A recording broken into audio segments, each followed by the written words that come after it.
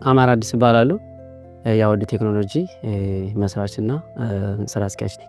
አውድ ማለት ከትርጉሙ ስንነሳ ትክክል ወይም እውነት የሆነ ስራ ማቅረብ ማለት ነው። አውድ ቴክኖሎጂ የተመሰረተው ወደ 4 ወይ 5 ዓመትን አስቆጥሯል። የተመሰረተበትም ገና ከዩኒቨርሲቲ የመጀመሪያ ዲግሪ እየተማርኩ በነበረበት ወቅት ነው። እንግዲህ እኛ አካባቢ አብዛኛው የመጣውበት ማህበረሰብ አምራች ከሚባለው ወይም ከአርሶ አደሩ አካባቢ ነው። እኛ አካባቢ ሞር አንቲል ነው የግብርና ስራ እየተሰራ ያለ በባህላዊ በሆነ መንገድ ነው። ስለዚህ የግብርና ወቅት በሚደርስበት ሰዓት አብዛኛው ሞር ደግሞ ሴቶች ናቸው የግብርና ስራ ላይ ፎከስ የሚያደርጉ።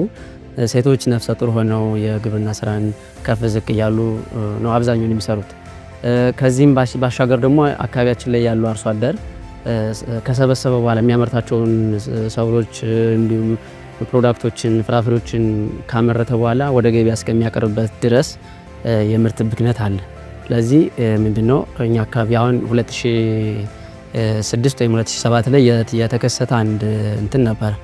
በመላ ሀገራችን ከአቅም በላይ የሆነ ምርት ሽንኩርት ተመረተና ሽንኩርትም በነፃ የሚወስድ እንኳን ጠፍቶ እዛው የአፈር ቀለብ ሆኖ እየቀረበት ጊዜ ነበር። ስለዚህ በዛ ሰዓት የ3ኛ ዓመት ተማሪ ነበርኩ የሜካኒካል እንደ ሜካኒካል ተማሪነቴ ለዚህ አካባቢ እኔ ለወጣሁበት አርሶ አደር የሆነ ስራ ይህንን ሊቀርፍ የሚችል አሁን ለምሳሌ አትክልትና ፍራፍሬዎችን ለብዙ ጊዜ ሳይበላሹ እንዲያቆይ የሚችል አንድ ኮልድ ስቶሬጅ እና እንዲሁም ደግሞ እኛ አካባቢ የተለያዩ ሰብሎችን የሚወቃና የሚያጭድ ማንኛውም አርሶ አደር በቀላሉ ሊያገኘው የሚችል የግብርና ስራዎች ላይ ዲዛይን ማድረግ ጀመርኩ ማለት ነው። ከዛ ዲዛይን ካደረግኩ በኋላ ምንድነው ዘው በመማርበት ዩኒቨርሲቲ አማካኝነት ብር እንደዚህ ሰጡኝና ዩኒቨርሲቲው ሰርቼ ለኮሚኒቲው አቀረብኩ ማለት ነው። እንግዲህ ከዛ ጀምሮ ነው አውድ ቴክኖሎጂ 4ኛ 5ኛ ዓመት ላይ ገና ግራጁዌት ሳላደርግ ማለት ነው የንግድ ተቋም ወይም የስታርታፕ እንትን አወጣው ፍቃድ ማለት ነው። ከዛን ጊዜ ጀምሮ እስካሁን እየሰራ ነው ማለት ነው።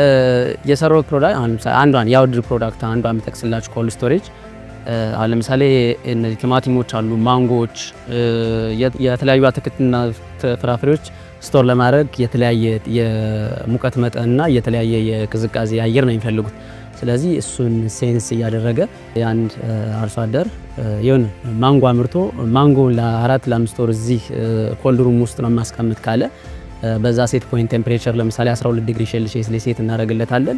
ኮንትሮለር አለው የራሱ ኮንትሮለር ማለት ነው። ስለዚህ ሩሙን የሙቀቱን መጠን እየተቆጣጠረ እስከዛን ድረስ ምንም አይነት የቴስቲም ሆነ የራሱን ያለውን የፍሉድ ኮንተንት ሳይቀንስ እንዲቆይ የሚያደርግ አንድ የቴክኖሎጂ ስራ ነው ማለት ነው። በኢትዮጵያ ውስጥ የሚገኙ አሁን ለምሳሌ ስንዴ፣ በቆሎ፣ አተር፣ ገብስ ሁሎችንም ሰብሎችን በአንድ ማሽን ወቅቶ የሚሰጥ ማለት ነው። ስለዚህ አሁን ወደ ገጠር ምናምን ወጣ ብላችሁ ምናምን ስታዩ አርሶ አደሩ አውድማ ላይ ምናምን ዘርግቶ በሬ ምናምን ነው እያዞረ የሚወቅ። አሁን እንግዲህ የሚረዳው ስንል ያው እነዚህ የሜካኒካል ማሽኖች ሲመጡ በቀላሉ ስራ ነው የሚያቀሉ። ቅድም እንዳልኩሽ አሁን እኛ አካባቢ ሴቶች ናቸው ግብርና ስራ ላይ ደፋ ቀና ብለው የሚሰባሱ ማለት ነው። ስለዚህ አንድ ነፍሰ ጡር እናት እዛ ስራ ላይ ልትሰማራ ትችላለች።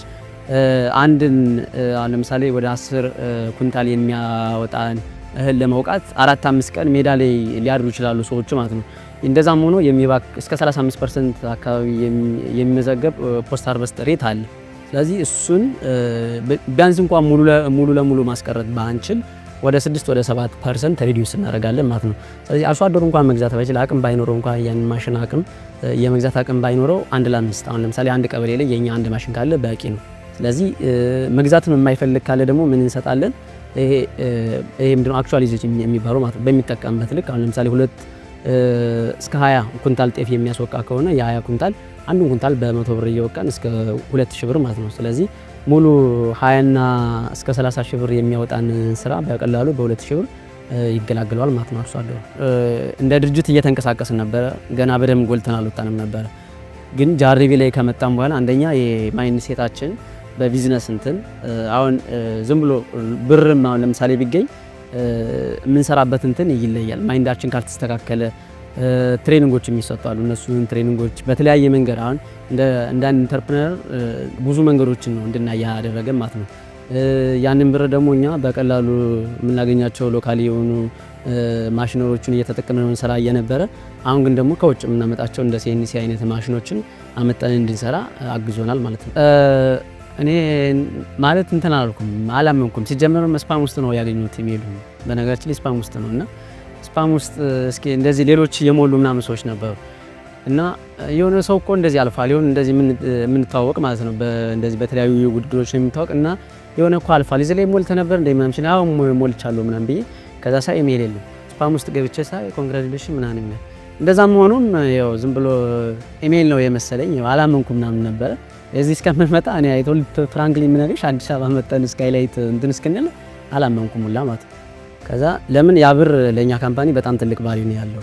ጀስት አሁን እንደዚህ እንደፋደፈ የነበረን ስታርታፕ ላይ ይሄን በራ አምጥተሽ በሉ የምትፈልጉትን እቃ ገዝታችሁ እኛ ደግሞ አብዛኛው ማሽነሪዎች ያስፈልጉናል የብየዳ ማሽነሪዎች እንደዚህ ያስፈልጉናል እነሱን ለመግዣ በቀላሉ እንትን ሲመጣልሽ ትልቅ ደስታ ነው ያለው። አሁን ምን አለ መሰለሽ አሁን የኢትዮጵያ እነዚህ ዲያስፖራዎች ምናምን አብዛኛው ውጭ ነው የሚገኙትና አንደኛው ኤሪያቸውን ግብርና ላይ አድርገው መስራታቸው የኢትዮጵያ ግብርና እስካሁን ሁላችንም እንደምናውቀው አሁንም በባህላዊ መንገድ ነው እየሰራን ያለ።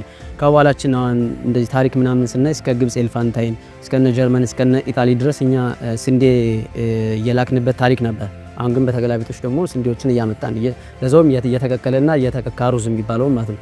ለዚህ ሞርኛ ወደ ይሄን አግሪካልቸር ሜካናይዝድ ብናደርግ የተለያዩ የአግሪካልቸር በቃ የኛን ሀገር አርሶ አደር በተወሰነ በቴክኖሎጂ እንኳን ብንድንግፈው ሞር የተሻለ ማምረት እንደሚችል እኛ ላይ ደግሞ እኛ ሀገር ደግሞ ያለ መሬት ሁላችንም እንደምናውቀው እየሰጡት እንደሚቀበለው ግን አብዛኛው ምንድነው አምርተን በምርት በሚሰበሰብበት ወቅት ነው ወደ 35% የሚጠጋ ምርቱ ይባክናል።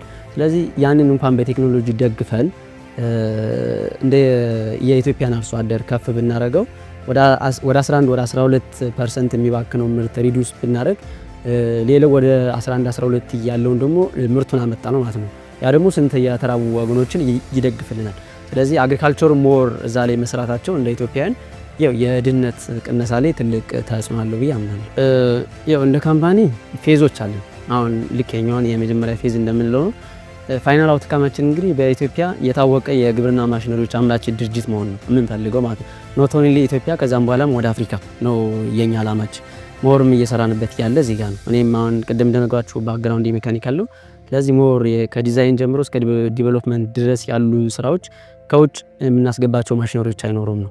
ስለዚህ አሁን በዚህ ባለን እንትን ማይንዳችንን ሸፕ እያደረገን ነው። በሚመጡ ትሬኒንጎች በሚሰጡ ትሬኒንጎች የካምፓኒያችን ምንድነው ዝም ብሎ እንትኑን ሳይሆን እዚህ ጋር የሚጻፈውን ሳይሆን እውነቱን እንድንለይበት አድርጎናል። ይሄ የሚሰጥ ማለት ነው። አብዛኛው ፕሮፖዛል ላይ አሁን ዝም ብለን ከዚህ ቀደም ዝም ብለን ነበር የምንጽፍ ጀስት የሆነ ነገር ይሆናል። ግን ቢዝነስ በዛ መንገድ አይሰራም። በቃ ሪል የሆነ እንትኑን ተች ማድረግ ነው። አሁን እንዳየነው ከትሬኒንጉም እንዳየነው ብዙ ነገሮችን አክሴፕት የምናደርግበት መንገድ አለ። እንደዚህ ዝም ብለን ስለጻፍነው ብቻ የሚሆን ነገር የለም። በጣም ብዙ መንገዶችን እንድናይ አግዞናል ትሬኒንጉ ማለት ነው። አውድ እርግጠኛ ሆኜ የምነግራችሁ ትልቅ ካምፓኒ ይሆናል። አሁን ያው ሞር አሁን እኛ ጋር አግሪካልቸሩ ላይ ከውጭ ነው የምናመጣቸው ማሽነሪዎች ሀገር ውስጥ የሉ። በጣም ሀይ የሆነ ዲማንድ አለ። ስለዚህ የእኛን ሀገር አርሶ አደር ከባህላዊ አመራረት ዘዴ ወደ ዘመናዊ እንቀይራለን ብለን ነው ያሰብ። አውድ ወደፊት ትልቅ ተጽዕኖ የፈጣሪ የግብርና ማሽነሪዎችና አምራች ሆኖ እናየዋለን ብዬ ነው የምገምተው። የኢትዮጵያን ዲያስፖራዎች ከልቤ አመሰግናለሁ።